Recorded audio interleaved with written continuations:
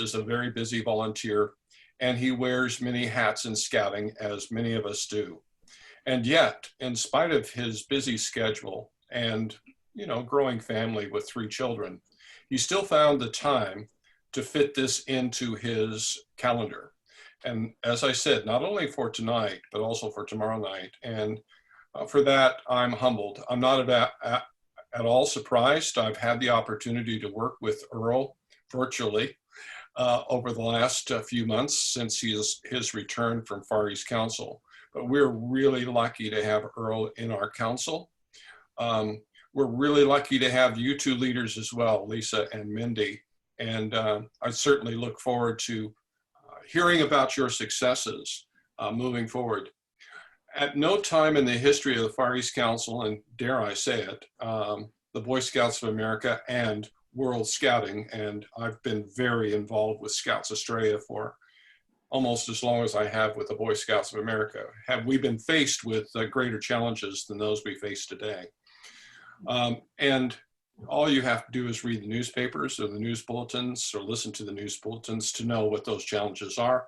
And I don't propose to enunciate them because I know that I'm in an audience that's well aware of what's happening within their community and the world. I can say this, I do think that scouting is probably as well placed as any not-for-profit in dealing with these challenges, and I say that for a couple of reasons. One, the character of the people that join scouting. We live by the promise and the law, and there are not that many not-for-profits that have as strong a heritage in codes of practice, positive codes of practice as scouting, because we've had those codes of practice since before codes of practice were three words that were put together. Since Baden-Powell founded scouting back at the turn of the last century, we have been living by a code that treats all of us with respect and looks after each other. As well, there's been a number of studies in Australia which look at youth resiliency. And we know in the world in which we live how important resiliency is for our children. That capacity to fall over, pick yourself up, dust yourself off, and get back on the trail. Well, they found consistently that those youth who were scouts are consistently more resilient at all ages. So in Australia, that's from 5 to 26. Because we have Joeys that start at 5 and Rovers that are booted at the age of 26. So we know that in that sort of environment that our children do better. And so I think the 4 of us are already, convinced about the wonderful things that come from our youth being scouts. Both my boys were scouts, both scouts in Australia and lone scouts with the BSA. And they both enjoyed the experience, and I like to think that the reason they're contributing to my superannuation with their salaries is the fact that they are resilient, and they had the capacity to fall over, get themselves up, dust themselves off, and move forward. And I'm very thankful that scouting provided them with that opportunity. And it gave me a chance to kind of keep an eye out and be a part of their childhood growing up. So, having said all of that, and having made it very clear to both Mindy and Lisa how valued you both are, I'd like to also emphasize how valued we are to have Earl. And I thank you guys for all the work that you have done in the past, or doing now, and hopefully moving forward will do in the future. Now, you've seen my face. You know that I'm an old man, and I'm closer, and I'm not being maudlin when I say this, but I'm closer to the end of my journey here than I am at the beginning. I've been a part of scouting for over 50 years. I can remember as a cub celebrating scouting's 50th anniversary. Now, you know that we've now celebrated not only the Boy Scouts of America, but Scouts Australia's 100th anniversary about 10 years ago. So that gives you some context as to how long I've been a part of this organization, and I still believe in it strongly, so much so that I'm working with you and your council, as well as continuing on a number of different committees here with Scouts Australia. So thank you, thank you, thank you. And turn it over now to Earl.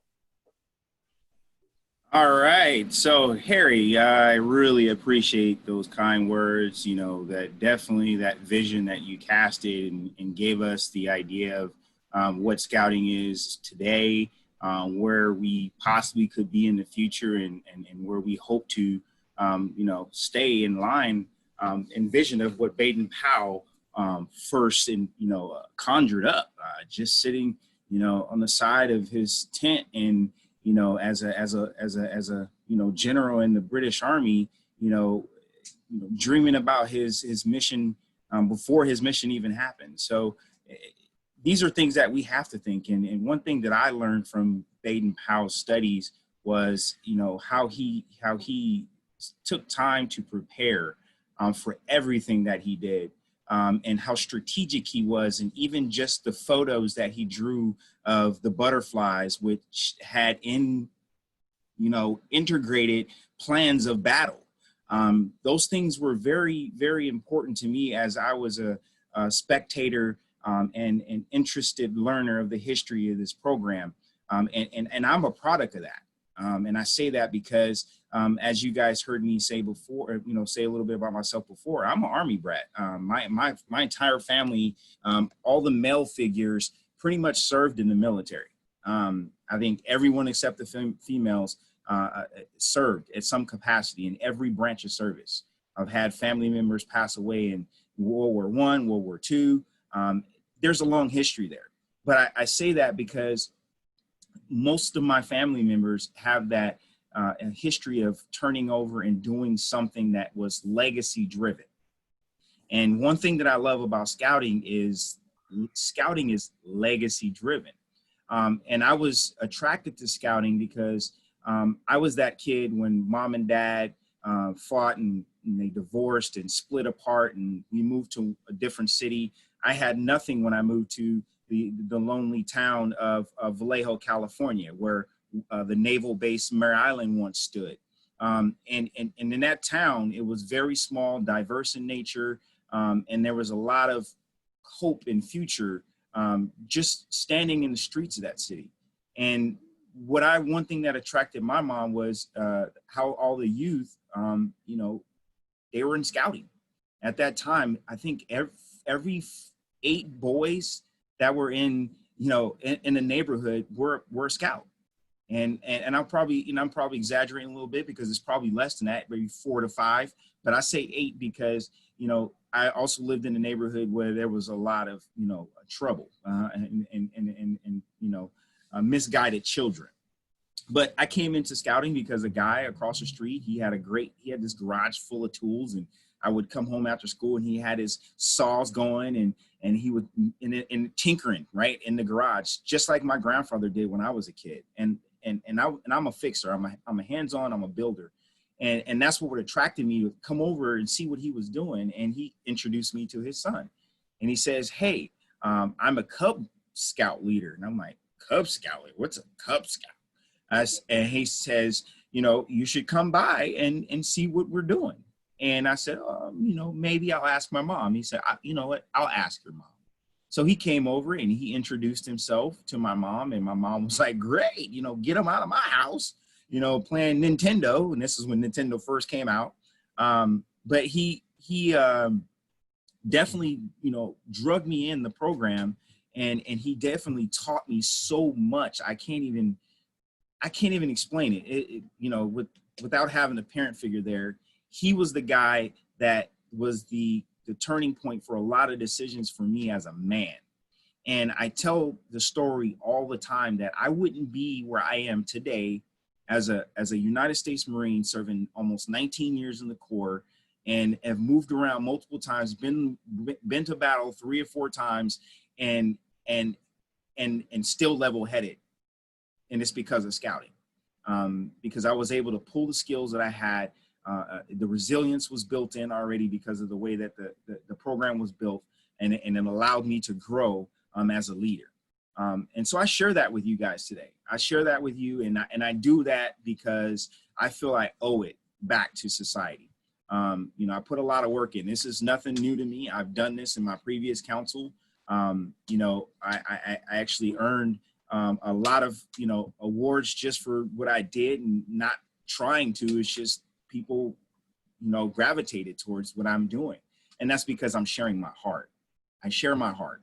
And this training right here is my bread and butter. This is what I love doing. Membership is everything, because if you don't attract people into the program, you don't get people to understand the vision of scouting and drag them through the 3 T's I talk about, that testimony, right? That trial and error, that believing in training that is going to take you to the next level is what gets you there. And understanding that the Super Bowl of scouting for every scout when they join is to go to summer camp. So the new member coordinator is the key to that. That you are the ones that have the golden key, put it in a lock, you turn it, and you open that door. The light either comes on or it's dull, and it's your job to make it bright. It's your job as a new member coordinator. I'm so happy that DSA decided to turn this into a position. A few years ago, I would say, well, 3 or 4 years ago now, this would be a call to talk about just membership. A PAC would have a membership chair or a membership coordinator, which they just call it a chair at the time, because everybody was a chair and then you were in the committee. But they have a hard time filling that. But a new member coordinator was created because it's hard to get people to commit to a position instead of, you know, a job or a task. And that's what new member coordinator is about. So my first question is I want to ask you guys this, and I do this on purpose because I could have took both of these trainings and I could have said easily that tonight would have been focused on PACs and tomorrow is focused on troops. I could have easily did that, but I don't like to back myself in the corner like that, especially as a trainer. Impromptu is the best because you go off of the vibe, the feeling, your mind changes, your emotions change, and if your heart's not into it, you really can't deliver it. So I want to ask you both, primarily you, Lisa and Mindy, what would you prefer to hear from a perspective of a PAC or a troop?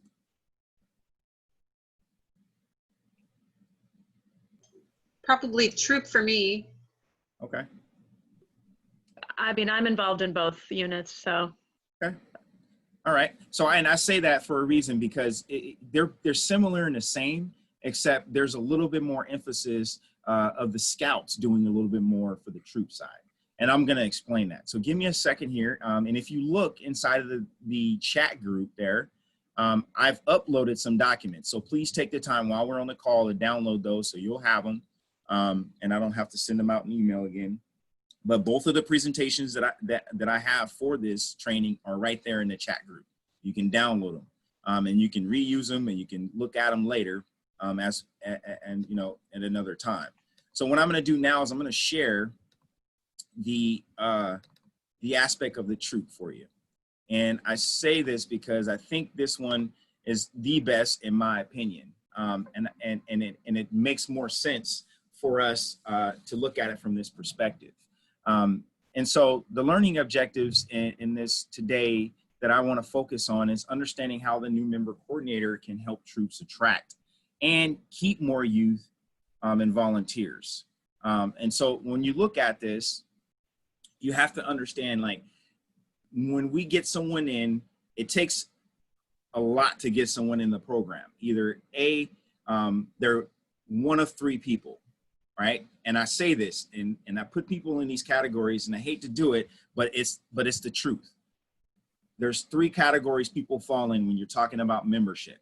One is they know nothing about scouts. Like if they've been on this planet, they walked around, they've never seen a scout in a uniform, they never seen a scout do service, they don't know anything about scouting, and they just generally don't know. Or they're a category 2 where they have some basic understanding of scouts, and they know someone that was in scouts before, and they work with them. And then the third category is the legacy scouter. The legacy scouter is someone that has either went through the program and they know how valuable it is, like myself, and they're putting their kids through the program, either sometimes forcefully doing it, but they're encouraging their kids to do it. So they fall in those 3 different categories. And I say that because if you look at it in that perspective, it's a lot easier to pull someone through the program more fluidly than not understanding how you're recruiting and why you're recruiting. Okay. And so here, think about this.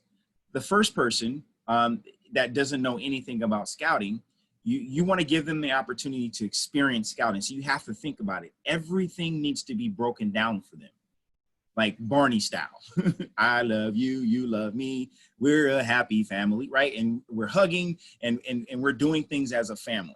And so we have to look at it from that perspective, okay? And so with that in mind, the other person is someone that has a basic understanding of the program, and they know somebody that came through, but they don't know. They were going off an assumption about the program. And this is where it gets kind of mushy, right? And I say mushy because BSA has gone through a lot in the last 30 to 40 years, a lot. Like the numbers have dramatically went down, then they went up, and then they went back down, and now they're just kind of hovering because of the LDS scouters pulled out last year. So that was the biggest change last. And then of course, currently we have the bankruptcy thing. So a lot of people are going to hear what's happened on the news. Why are you taking girls now? Why are you doing that? And so on and so forth. So you have to learn to either A, ignore that comment, or B, you supplement that comment with the right answers very subtly to give them a choice to make a decision. And you never argue with them, right? So that's the category 2. The category 3, guess what? You share a story with them about scouting, they're already in the program. All you got to do is invite them.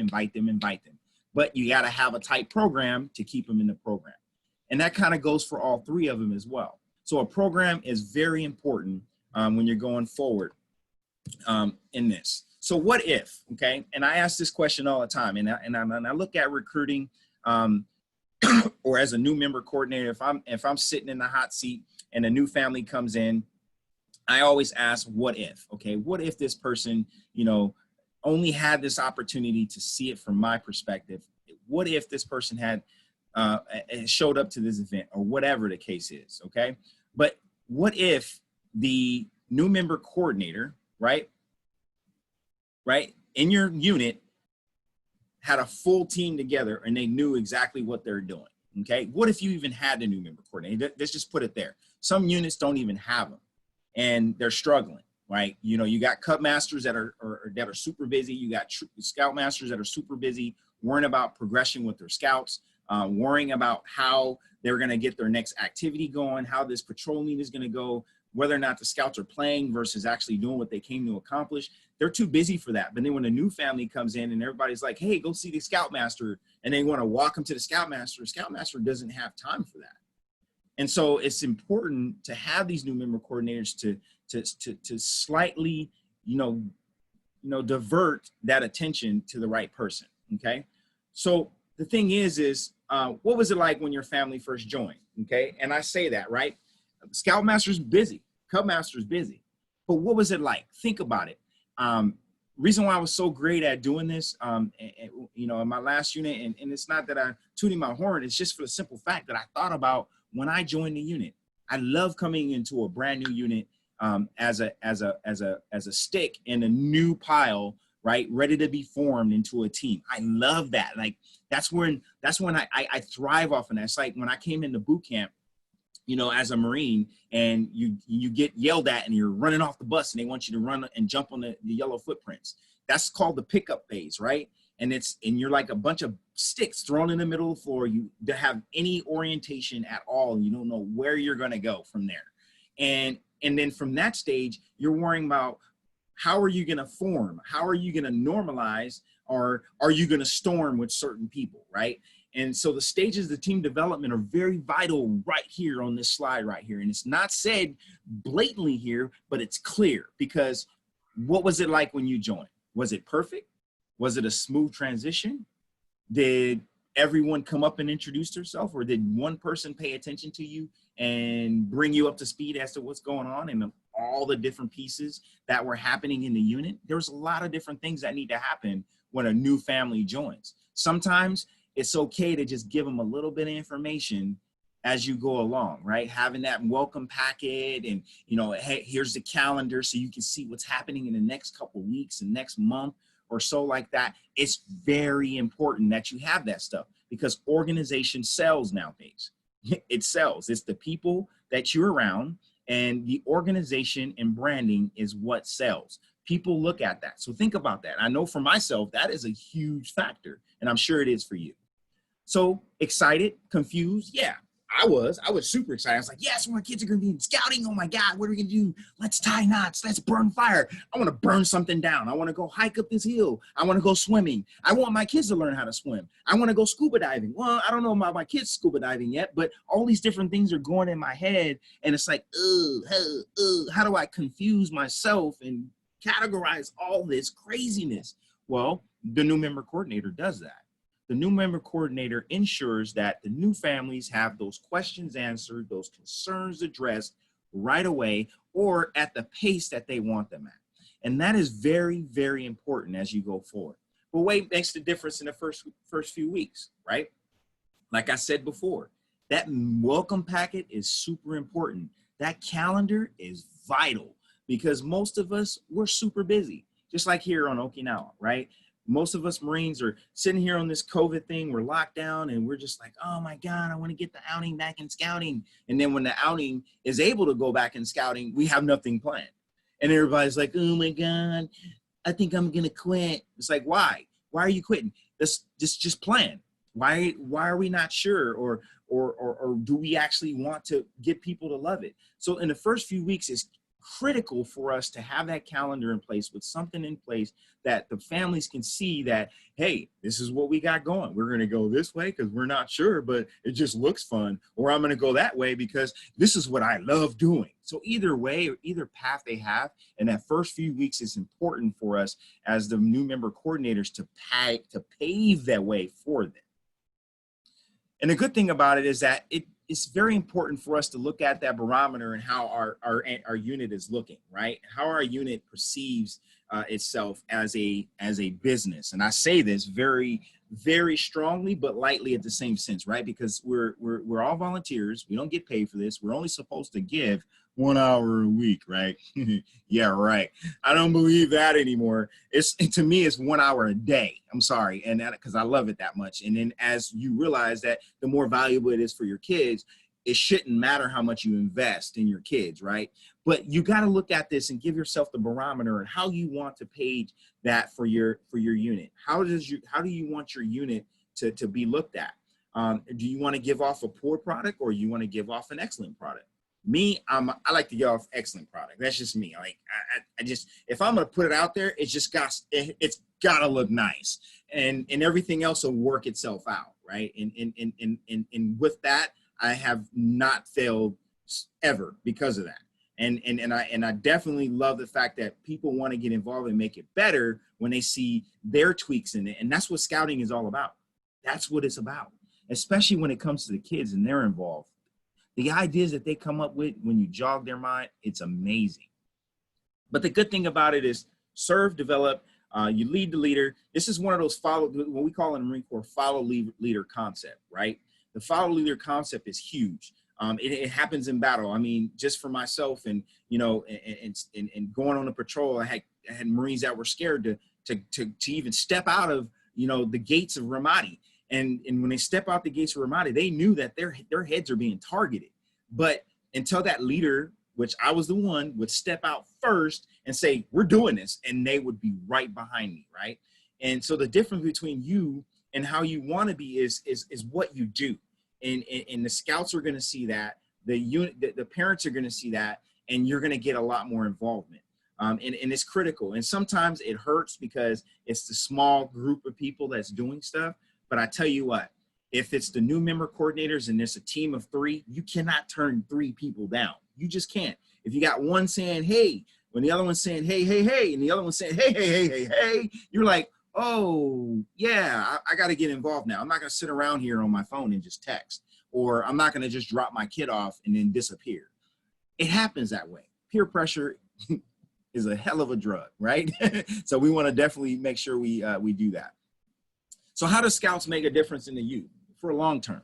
Well, here's the thing. Like I said earlier, you know, and you can probably answer this for yourself in a million different ways in your head. I know you've seen the growth in your kids. period. Like it definitely comes from the experiences that they've had. And it makes a difference from, you know, their social aspect of, you know, going out and telling people about the program, just like the new member coordinator, because they should be working just as hard as you, especially in the troop. They should be, you know, out there telling their buddies about the program. Because honestly, the mom and the dad and the scoutmaster or the committee chair is not going to grow the troop. The boys and the girls grow the troop. The scouts grow the troop. It's not like Cub Scouts. The Cub Scouts, the parents grow the unit. In Scouts, the youth grow the unit. And it's very important that they're the ones out there making the difference. So getting out there in uniform or in Class B shirts or just being together as a little strong group or a team or whatever you want to call a cadre, whatever they call it, so, and they go out and eat together and they're just out there doing things together, other kids are going to see that. Other families are going to see that. And that makes a difference for them. And in long term, they know how to get out there and do the right thing in front of the people and become better citizens and just role modeling. So character growth after the 3-year marks. As we know, you know, scouts versus non-scouts. There was a survey done about back in, was it 2010, when we had the 100-year anniversary. You know, BSA went out and did this survey. They spent like $1 million on this thing, and it basically told a lot about how the average scout has, you know, a lot more cheerfulness than the non-scouts. They're very more helpful. They're a lot more helpful than non-scouts. They're very obedient. Their kindness levels are higher. Their hopefulness is higher, and then their trustworthiness is higher because of their experiences in scouting. These are attributes that we want to hit very hard in speaking to our families. Even if it's just in conversation, like Harry did in the beginning, right? When you guys weren't on a call between when him and I were talking in the beginning, he's talking to me and I'm still moving around. He's like asking me questions just to get to know me a little bit more. But that's key right there, because sometimes in the perfect example, we're so busy that we don't take the time to just give our genuine attention to someone that wants to show genuine attention in us, right? And when we do that, we find a lot more interest, right, in getting people to do the things that we need them to do. Right? Like I'd do anything for Harry because he asked the right questions or he asked at the right time. It's the same thing for everyone that's in your pack. So think about that. This goes for your scouts. We have to train them to be that same way. We have to train them to be to exemplify their cheerfulness, helpfulness, obedience, kindfulness, right? They're 12 points of the scout law. So think about this. Think about your unit. Think about the units inside of your district, right? Those of you that are on the unit level, those of you that are on the district level, and then the council level. So you got to think about it like this. A plane is on the airway and it's driving off, right? It's catching speed. That's a unit, right? On the ground, you're running. The plane takes off and it starts to catch air, right? And as it starts to catch air, you're going from 1,000 to 10,000 feet. That's your district. Your district is where you're in the air, you're kind of gliding, but you are able to go back down and lose altitude if you need to, right, to help the units. And then the council, it continues soaring, right? It stays above the ground and is trying to hover around so it can have oversight of the ground, right? And so that's what the unit, district, and council levels look like. And then above the council, you have your areas, right?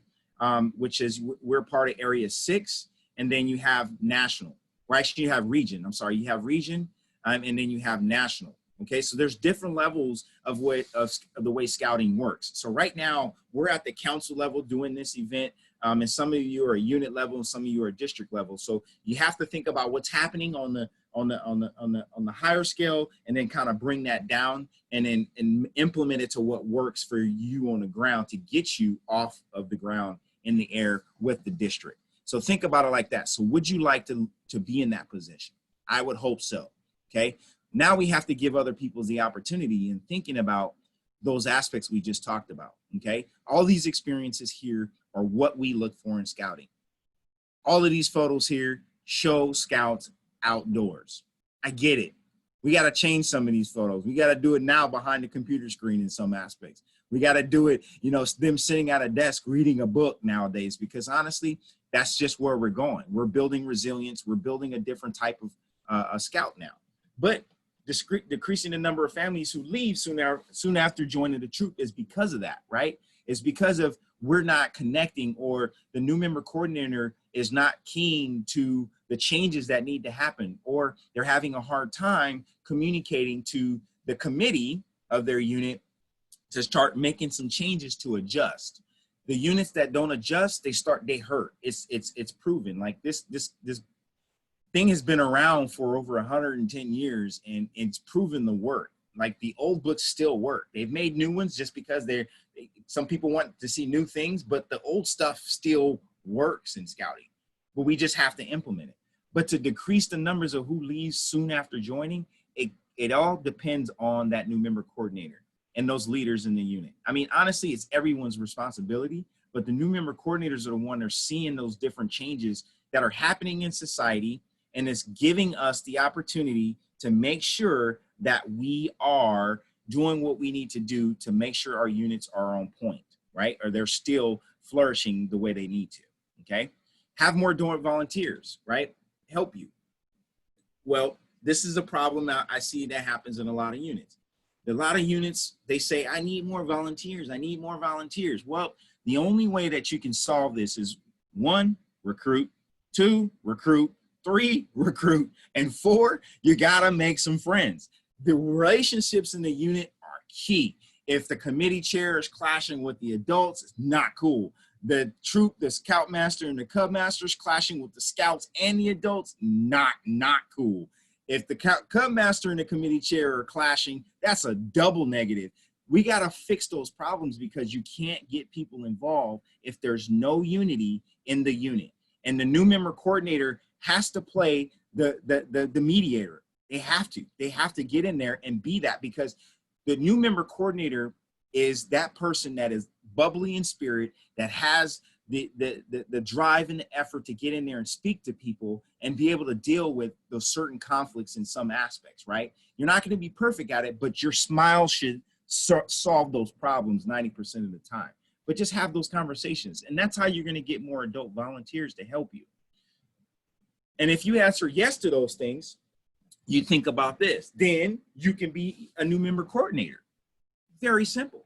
It's not hard, but all of those things that I just talked about, and understanding the progression up until what those questions I ask you, thinking about how you can be that, or if you can contribute in that aspect, then it's for you. The new member coordinators share benefits of scouting. That's what you do. You talk about the experiences that you've had.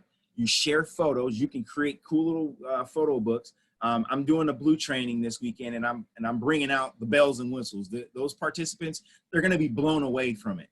And I don't tell, and I'm not boasting in it that way, but just because I like to share my stories, and I have the products and I have the gadgets and gizmos to share, that it entices people to want to do more. One of my secret things that I like to do is make people patch collectors. That's my thing, because patches are huge. We work for patches. But when you get people to start buying into the little things that you like about scouting, there you go. That's where you're going to get them to join, right? The new member coordinators sends out the coordinator for recruiting events, right? They take the best aspects of the unit, and then they create the coordinated the recruitment events. So the open houses for your unit, the parent orientation nights, you merge up with the district as a team of all the member coordinators in the entire district. You come together as a team in the district, or even from the district to the council. You merge that one recruiting effort that's needed whenever it's needed. So Harry is our VP of membership for the entire council. He basically is our support, right, across the entire council. All the new member coordinators are on his committee. All membership chairmen are in his committee. If you are trying to put together a recruitment night, he's the guy you want to talk to. He's the guy that has the resources to feed to you. Your unit commissioners will have that. Your district commissioner has that. You have the resources for you. But no matter what, you're the one that is in charge of recruiting for your unit. And it has to happen, or the unit falls apart. The new member coordinator also welcomes and joins the families, right? Just like I said, the open house night. That's a night that you open to introduce the scouts to their den leaders, right? And to the Cub Master if they haven't met him yet, or her, and to the rest of the scouts. You would do a welcoming night, which I call a parent coordinator night or a parent night, whereas the parents get pulled aside so they don't have any kids to worry about, right? Bugging them, pulling their shirt and grabbing their phone, want to play video games. The kids are being snatched up out of den leaders and taken somewhere else where the parents can be focused on at a parent welcome night. But the new member coordinator coordinates that so that we can get the undivided attention of the scouts first, because it's their program, and then the parents. And then once everybody's sold, they understand what's going on, guess what? Now you can let them enjoy a little bit of program, and then bam, hey, I need you to run this event for me real quick. Can you do that, please? And why not? Let's have fun. And that's how you get people involved. So think about that, okay? The new members just want to fit in. You think about it. If the new member coordinator doesn't come up to them and always welcome them with a warm hug, or an open, hey, how are you doing? Or even just your name steel tattooed on the t-shirt, right? Saying that welcome. And if you guys seen my background earlier before I put these slides up, it said the welcome bubble, right? What we did in my last district, and I can show you guys some photos here after this, we used to do our recruiting events and we turn them into paparazzi nights. We turn them into red carpet nights, no matter what event we did. We used to always have those little boards that we did cutouts, and we would take pictures with like Instagram little windows. We would do that, and then we would do signs. And I used to take those welcome bubbles and we would print them out color front and back, and we would laminate them, punch a hole into them, and put a laminator over our neck, and they would actually hang around our necks. And when we came in, it said welcome. Hey, how are you? And when they walked in, everyone knew to go talk to that person. Right? That person just had welcome all over them. And the other thing is that what makes these families feel welcome is you don't have to wear a uniform as a new member coordinator. Come in with a scout t-shirt or a little blouse or a polo that at least says BSA on it, and have a little welcome thing or just your little name tag, and you can make them feel comfortable. Because some people come in and they're just like, hey, yeah, I'm going to try this thing out. I'm not going to buy a uniform yet. You don't want them to feel like they have to get a uniform right away and spend all their money, right? You really want to make them feel comfortable. So they want to fit in, but you got to slowly weasel them in. Don't look at them crazy and tell them they look weird and they sound weird, or you just ignore them and then they come after 2 weeks and the scoutmaster hasn't even said hi to them after being there 3 weeks. That's happened before. It happened to me. It happened to me, and I know it happens. That should not happen ever. So they want to be a part of the team eventually, okay? The new member coordinators are easily identifiable. Like I said, you don't have to wear a uniform. You can even order these t-shirts right here, all right? And just be that person that they see every time. You're sitting in the front of the room or in the back of the room, by the exit door, by the entrance door, whatever the case may be, but you're there, and they're warm, keeping those families engaged, especially if they're looking lonely in the corner of the room and they're on their phone. Like, go talk to them, sit next to them. Hey, how's it going, Sally? Hey, how you been? You know, how's your scout doing? And 90% of the time they look up, they don't even know where their little scout is because they're too busy on their phone. So you really have to be attentive of that. And it's a little bit of a job, but if you're like me and bubbly, it's fun. I don't care. I have a lot of fun talking to family, especially random family. I got no shame in my game. But the new member coordinator belongs to a team. The new member coordinator should gel as like a small family, a small team, a crew, but a crew that's willing to welcome everybody. You don't click off and cliquish type of thing where you look standoffish and non-approachable. That's not the intent. The intent is to build a team, be a team, and function as a team. And so that people see that and they understand that scouting is actually a nice place to be. Because honestly, when you think about it, looking from scouts on the way in, if they come into the program and they see people with nasty attitudes, they're not going to want to scout. And it's like, I want my kids to be scouts because I want them to be good people. And if they're in there with people with bad attitudes, it's not going to look good for you. So the image of team is everything. It's everything. You guys are smiling, joking, sharing stories, and even bringing people in on those stories is what we're talking about. The new member coordinators select what they like to do, right? So you don't have to have one new member coordinator. The best thing is to get a couple of them. You know, when your unit starts getting bigger, you know, I would say like if your unit only has like 12 kids, yeah, have one. And then, but when you get to like the 20s and the 30s and the 40s and the 50s, where the scoutmaster starts to forget scouts' names, you need new member coordinators, because the scoutmaster should just be focusing on scouts' kids, and same for the scoutmaster, right? They should be focusing on the kids so that they don't have to try to remember the parents as well. So you come in at that, and you can split it up in different areas where you just have people there for greeting, social media, and they're just, you know, the ones that are commenting on social media posts or sharing the events or sharing, you know, what's happening with the unit, organizing stuff, hospitality, like it says here, is like the number one thing. It's just, how may we help you? Would you like water? Would you like a patch? You want to buy a scout t-shirt so you can feel like you're a part of the team? They're doing all of that stuff. And I know, for instance, in my troop, I have this one parent that I was trying so hard to get her on their membership team, but she ignored me, but I still love her to death. She is like the best at the hospitality aspect, and she doesn't even realize she's doing it. She just wants to be involved. She wants the troop to get engaged, and she wants the kids to have a program. But this mom, she engages herself in so many areas that I started doing that, and then I got a phone call and says, "What are you doing? You're confusing the pack when you're throwing out all these different things." I'm like, well, the other mom did that, and I'm just trying to help. But she does an amazing job at doing that because her hospitality is so fluid, and she just does the right thing when it comes to welcoming the families in and so on and so forth, right? Welcoming, hospitality go the same and same. And then also answering those questions.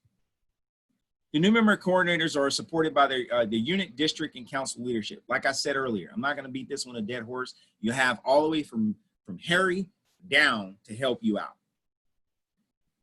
Build your team. You're the new member coordinator. You should always be looking for people with the right attitude, especially those people that come in and they're not shy. Like the moment they walk in there and they're like asking a million questions and they're like super, super engaging when you talk to them. Those are the people you want to keep an eye on. So this is an easy job to fill, honestly. It's because it doesn't require a lot. It's not like a committee chair position. It's not like a finance position or anything like that. This one's easy. It's just, hey, can you stand out the door and be a team member here? Can you welcome all the families that come in? Can you just greet them and just let them know where to go? Can you show up to this event and make sure that everyone that visits the table signs in? Can you do that?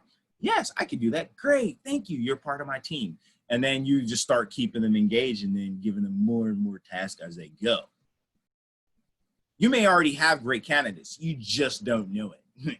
Like for myself, I told Mr. Frank when I first took over the position as a chair, I said, we will have a full district. I told him that. I will lose sleep at night until we get a full district. And I'm telling you, because our district, if it's not full, our units are going to have a great program across the board. They can do things within their unit, but the district has to supplement in order to make sure that if it bleeds over into a great program. And I say that because a huge slice of scouting is at camp, period. So the camp that you have with your unit versus a camp you have with your district and council is completely different. And it has to feed from the district. And these great candidates are out there. And I'm telling you, if you have the right attitude for it, you can do it. Welcome those millennials, right? And they say this, to me, this kind of bothers me a little bit, but we have to kind of say it because BSA has already, like I said, they've done the science and the math behind it to find out that the millennial parents have different ways of communicating, and we have to communicate to that, right? And I'm a Generation Xer. I can kind of slightly call myself a millennial, but I'll tell you this, I'm not entitled. And I'm definitely not a helicopter parent. I let my kids go out there and they can climb a tree. If they fall, they break their leg. Yes, great for them, because they are now living the childhood that I've lived, right? And so we have to make sure we welcome the families according to the how they basically give off the way that they want to be catered to in a certain extent.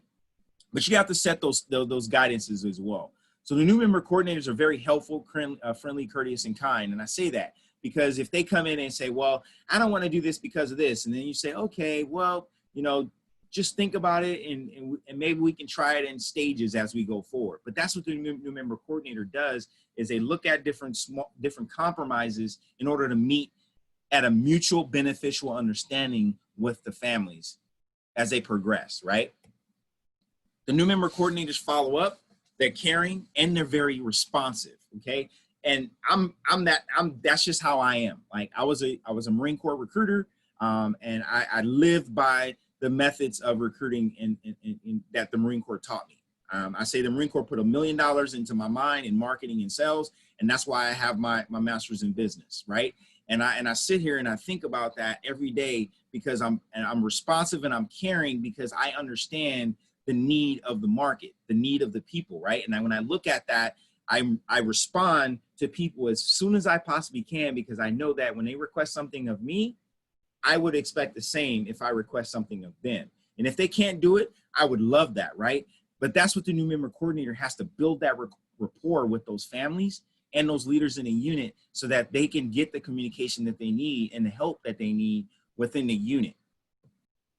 The new member coordinators are tech savvy, all right? Even if you're not that good, you have to have some basic understanding. I'm serious on that one. And Harry's laughing because he knows it's true. Like, and we're working together on this, because what I've been doing within our district is trying to get our district in Central up to speed to how people are communicating.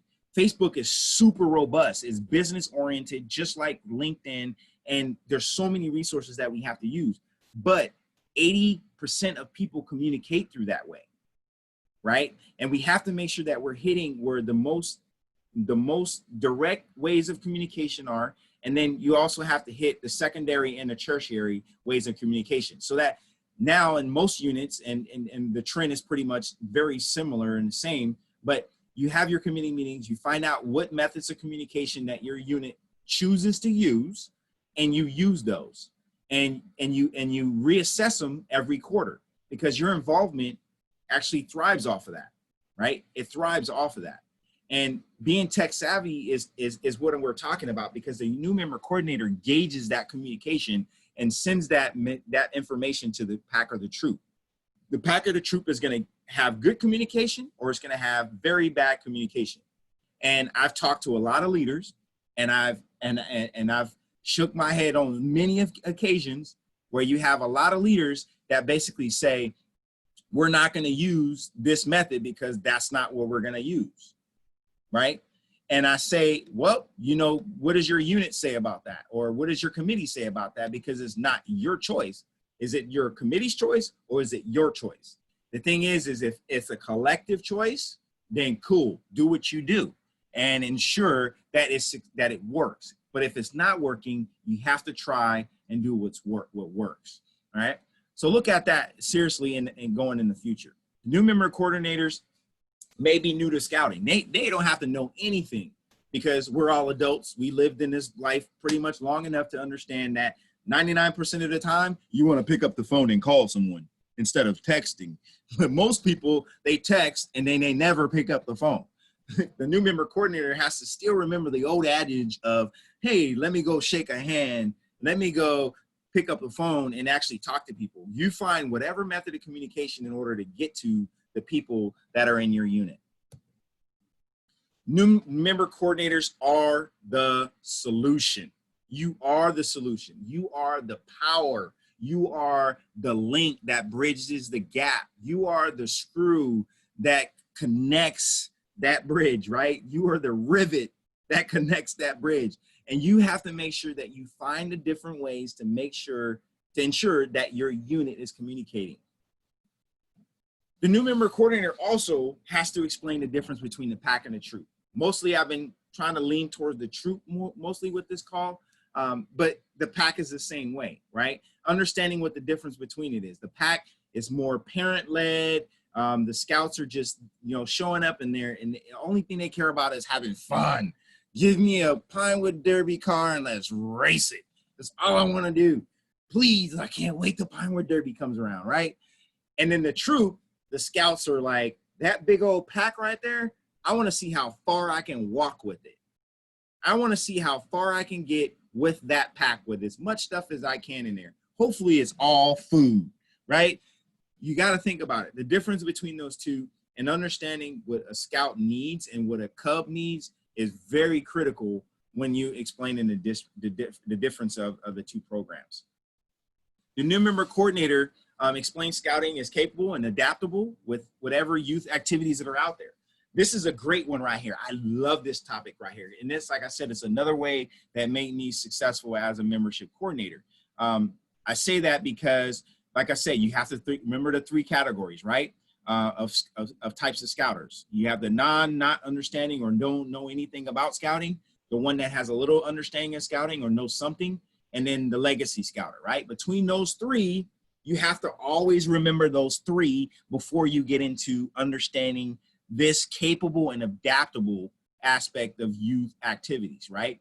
You have scouts that are probably involved in all these different areas. You probably got, you know, Johnny that's very talented and he's multitasking, but mom and dad are pushing him to make sure he's academically inclined and in good health and out there, you know, volunteering and giving back to society, right? So those three aspects are huge. So the religious classes, the music classes, the tennis classes, the books that they got to spend time and study, and then even possibly getting into drama, right? You have to think about how scouting is going to tie into that.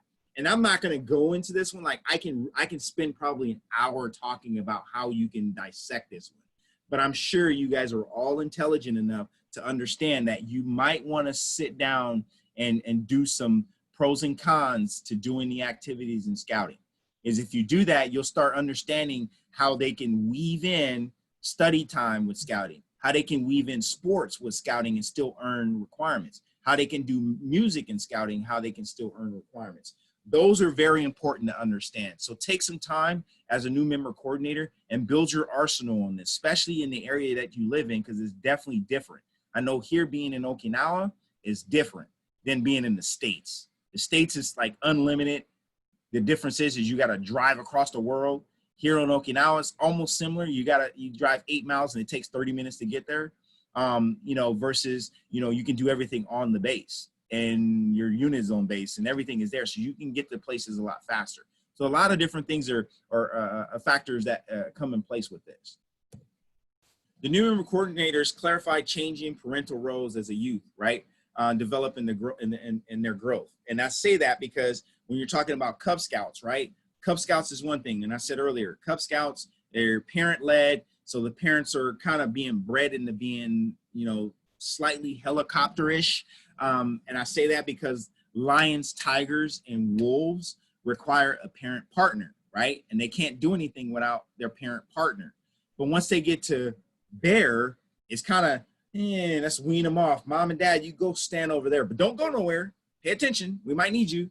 But we need you there.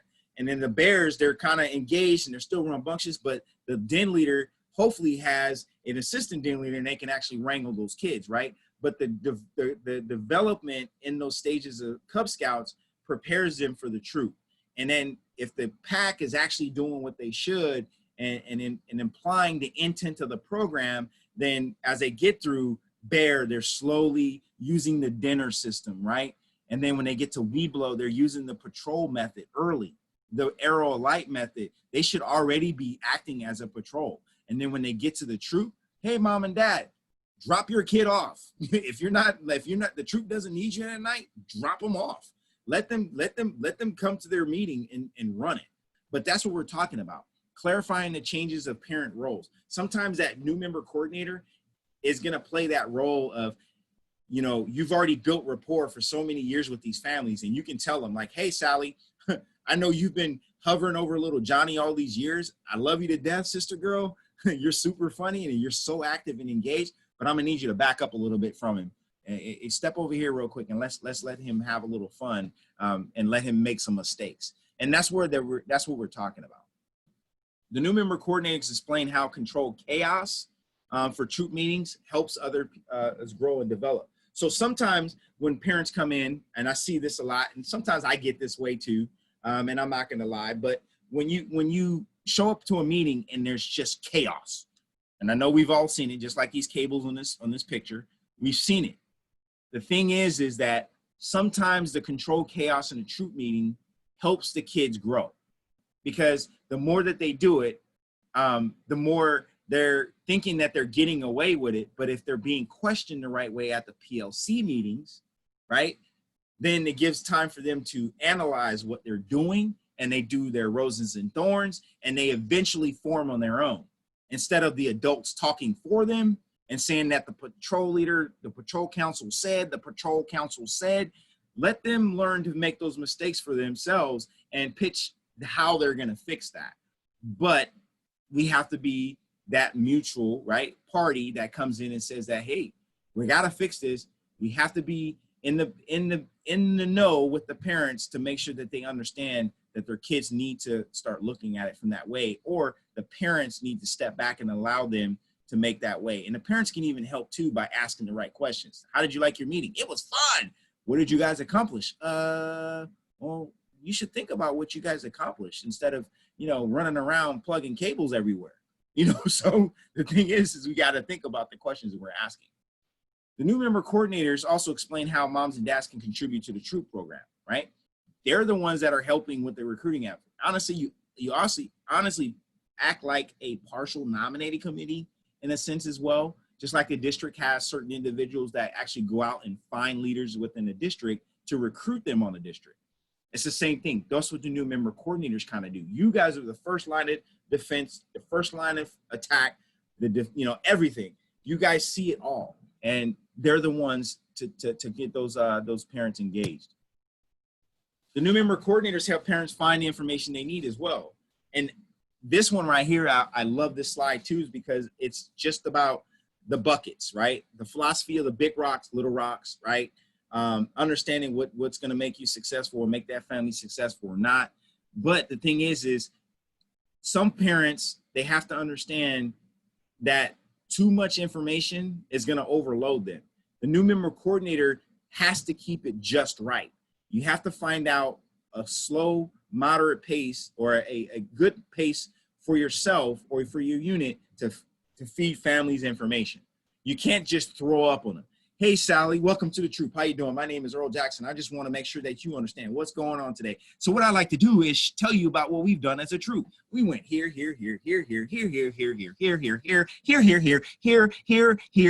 there, and there. And next week we're going there. And guess what? You got to pay $50 here, $20 there, $30 here, $50 here, $150 here, $200 here. If you want to go to summer camp, it's going to cost you a whopping price of $12.99 and a plane ticket.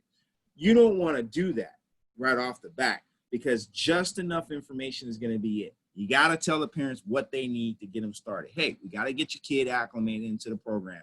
This is how the troop works. Let's sit down and talk about that.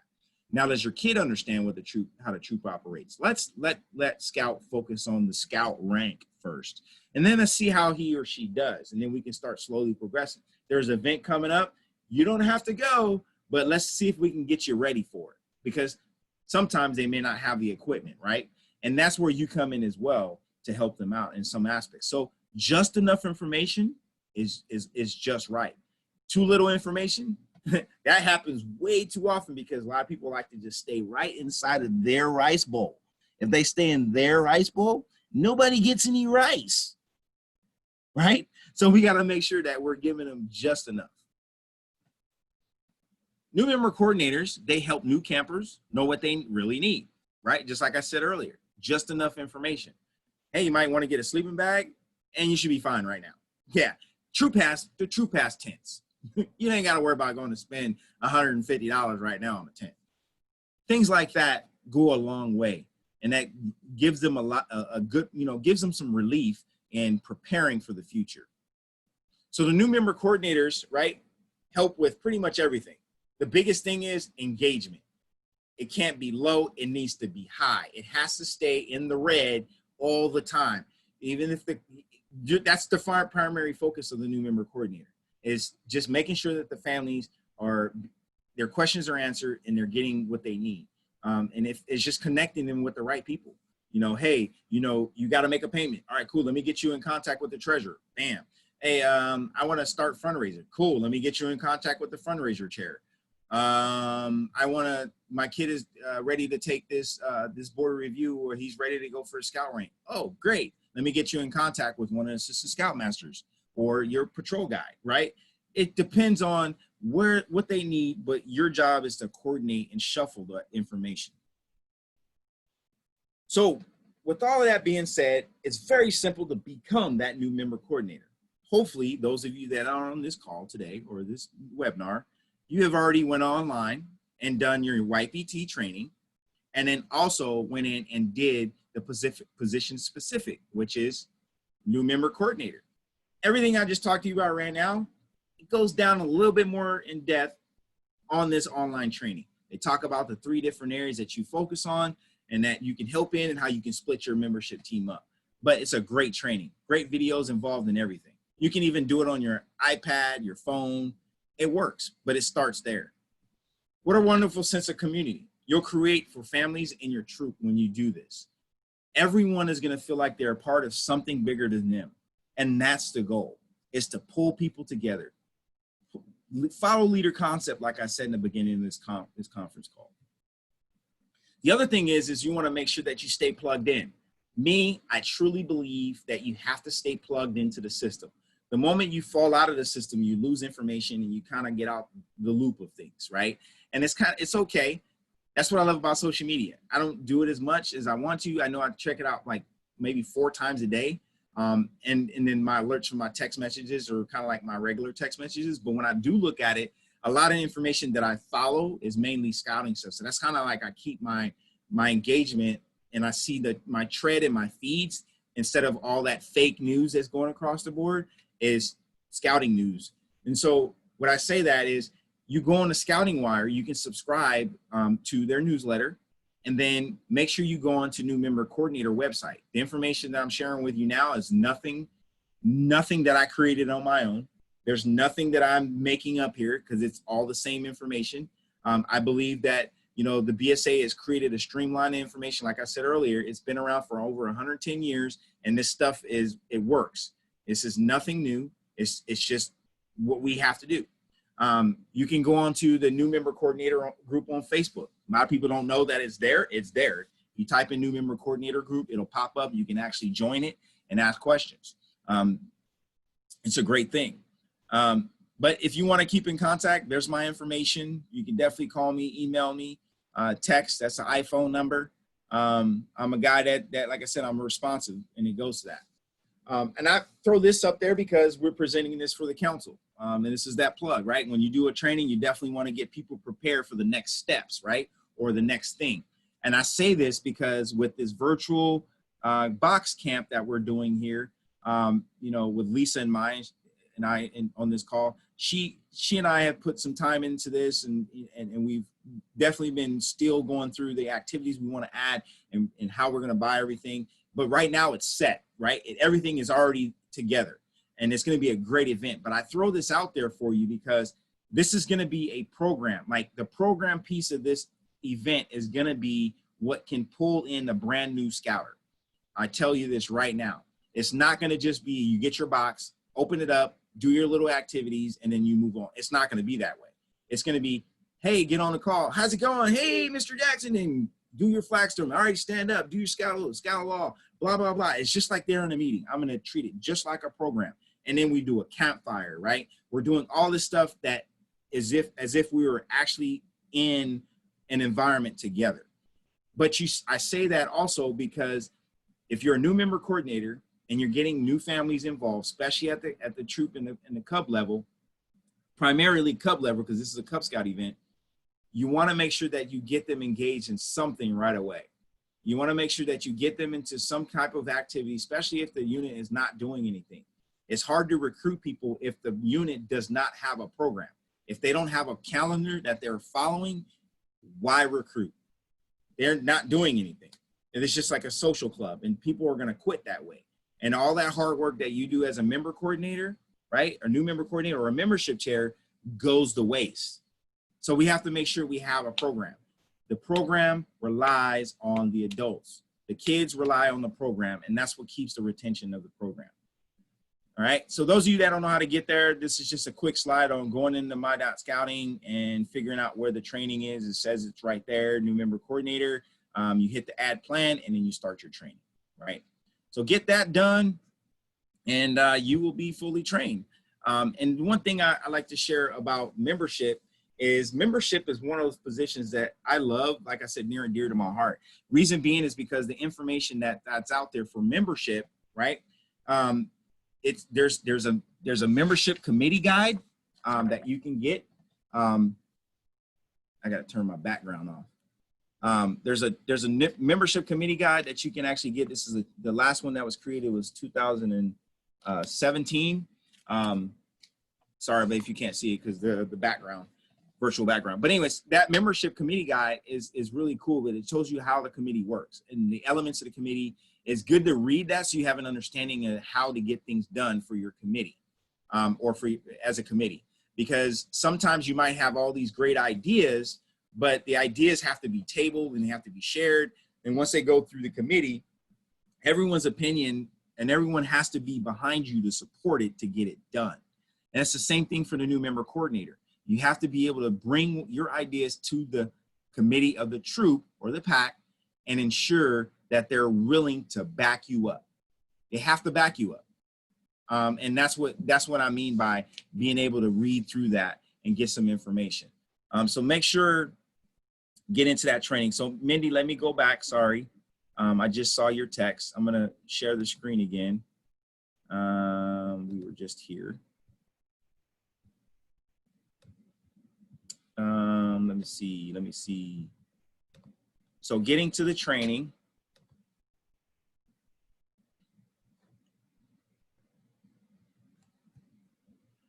Uh-oh, what happened? There we go. So getting to the training, you go into ModAt Scouting and you see where the menu thing is up there at the top left, or you can hit BSA Learning Center like the arrow says there, and go down to your training and then go into specific, program specific, hit new member coordinator training in there. And then you would go into the learning plans, and it should have a few slides and videos in there. It'll tell you how many, and you just knock those out and you're good. It'll tell you when you complete. And sometimes it takes about 24 hours for it to update and reflect in your record. But it'll actually put you, and if you're registered as a position, it'll show you as trained. But I know for you, Mindy and Lisa, for you to be trained, you have to do the new member coordinator training and the district committee training. Yeah, the district at large committee training, and you will show up as trained for that position. So look into that and then get it where you can. And if you have any questions, I'm also Facebook Live in this, sorry. And there's some questions and people want the file emailed to them. I'm gonna say no, because you didn't sign in. I'll send it to you. Send me an email to usmclifescouter@gmail.com, and then I'll send you the files that I put in the chat group in the Zoom here. There should be 4 files, the 2 slides. One is for packs, the other is for troops, and then why or why not have new member coordinators in your unit, and then family scouting success and families for packs, and family success, scouting success for troops. Those are 2 great handouts to have because it breaks down a lot of those questions that you have, and really take some time and dissect them, because it's not rocket science, but when you read it, it makes so much sense to you. And like everything just categorizes itself for you, so that when you go to your next meeting, you walk in the room and then you start seeing everything. It's like, oh my God, am I in virtual reality right now? Hey, come here. Hey, come here. Hey, come here. And you're coordinating at that point. So at that, do the best you can, and give me a call if you need anything, or give Harry a call, and we're willing to help you out in that aspect. So I want to open it up for questions at this point, and then I'll let Harry take it from there. Anybody have questions? Welcome, Scott. I didn't get a chance to say hello to you before, but it's great to have you on board. He's muted out. I don't know if he's trying to talk. Almost. Oh, he can't get it. Yeah, All right. He's got a delay. But yeah, so if anybody has any questions, let me know. No. Well, look, if I can, Earl, thank you. Thank you humbly for what you've done tonight. I think I speak for all of us in being absolutely impressed and humbled by your knowledge and commitment to scouting over many years. You have really brought this position to life. You've added energy and enthusiasm. We all know that that's a part of the equation of good scouting and good scouting leadership. And, dare I suggest it, good leadership for life, which is what we're trying to do with the Scout program. Now, Earl and I get to share company and break bread again tomorrow night, where we get to do this again. Who knows? Maybe we'll have an audience that wants to listen to the Cub presentation, but it doesn't really matter. I've learned a lot tonight, and I really do have Earl to thank for that. To Lisa, to Mindy, to Scott, thank you for your willingness to take on board yet one more job in scouting. And as Earl, tongue-in-cheek, said, it's only an hour a week. We all know it's more than that. But we give it gladly because we know that it makes a profound difference to the youth of our countries. You know, over 45 million young people under the age of 18 call themselves scouts in over 170 countries today. Yes, that's right. Isn't that an incredible figure? And can you imagine if every nation had the opportunity to have scouts? Maybe it'd be a little bit better world. So thank you, Earl. Thank you, Scouters. Really appreciate everything you're doing. I never take your work for granted. If there's anything that I can do, please let me know. I rarely have the answers, but I've got a great network of people who do. So thank you. All the best. I'll sign off tonight. Take care. All right, signing off. Nice All to right. meet you. Thank you You so guys know much. anybody that's missed it, send them tomorrow. Same thing all over again. Okay. Bye-bye. Bye-bye. Bye. you.